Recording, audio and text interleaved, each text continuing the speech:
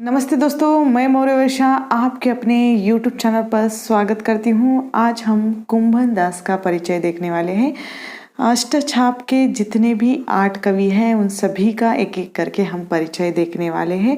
पहले एक एक करके परिचय देखेंगे और उसके बाद सभी 8 के 8 कवियों का एक साथ परिचय मैं वीडियो अपलोड कर दूंगी। एक एक करके देखिए, बाद में एक साथ आपको जो क्रम के अनुसार परिचय मैं बाद में दूंगी। ठीक है, तो चलिए शुरू करते हैं। कुंभन दास के जन्म के बारे में थोड़ा सा मतभेद है। जैसे मैंने पिछले वीडियो में कहा था कि जितने भी प्राचीन कवि आते हैं उन सभी कवि के बारे में जन्म और मृत्यु के जो सन है या ईस्वी सन है उन संबंध में विद्वानों में थोड़े मतभेद है। ठीक है, इनका जन्म संवत 1525 या कहीं कहीं पर 1468 बताया जाता है। गोवर्धन के निकटस्थ जो जमुनावती ग्राम में इनका जन्म हुआ है ऐसा माना जाता है। मृत्यु संवत 1640 या 1582 ईस्वी में हुई है ऐसा माना जाता है। इनके गुरु वल्लभाचार्य है। काल इनका भक्ति काल है।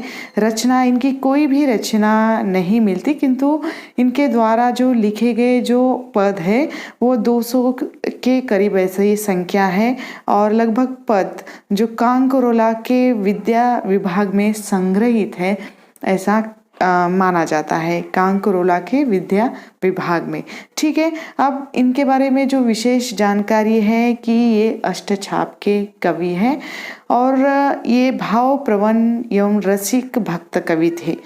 अष्टछाप के कवियों में आयु में सबसे बड़े यानी उम्र में सबसे श्रेष्ठ कवि ये है कुंभन दास। ठीक है, अब कुंभन दास की रचनाएं स्वांत सुखाए थी और ये एक अच्छे गायक थे और जो वह पद लिखते थे वह गाते भी थे। 1492 ईस्वी में वल्लभाचार्य से दीक्षित होने के बाद यानी उनके गुरु वल्लभाचार्य से दीक्षित होने के बाद कुंभन दास का कंठ मधुर था, गुरु को पता चल गया और इसीलिए गुरु ने महाप्रभु के मंदिर में इन्हें कीर्तन गान का जो दायित्व था वह सौंपा था।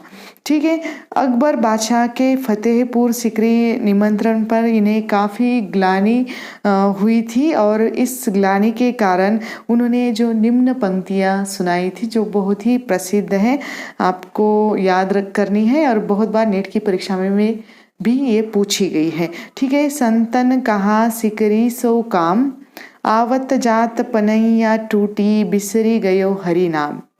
जिनको मुख देखत दुख उपजत, जिनको मुख देखत दुख उपजत, तिनको करीवे परी सलाम, तिनको करीवे परी सलाम। संतन कहा सिकरी सो काम, यानी ये पंक्तियाँ उन्होंने तब कही थी जब अकबर बादशाह के निमंत्रण पर, यानी उन्होंने इनको निमंत्रण दिया था और इनको बहुत ग्लानि हुई थी, इस कारण इन्होंने ये पंक्तियाँ उनको उद्देशित करती हुई कही थी। ठीक है, तो ये अष्टछाप के प्रथम कवि कुंभन दास का परिचय छोटा सा ही है, आपको इतना ही याद रखना है। अगले जो अष्टछाप के कवि हैं उनका परिचय मैं अगले वीडियो में दे दूंगी। तब तक के लिए धन्यवाद।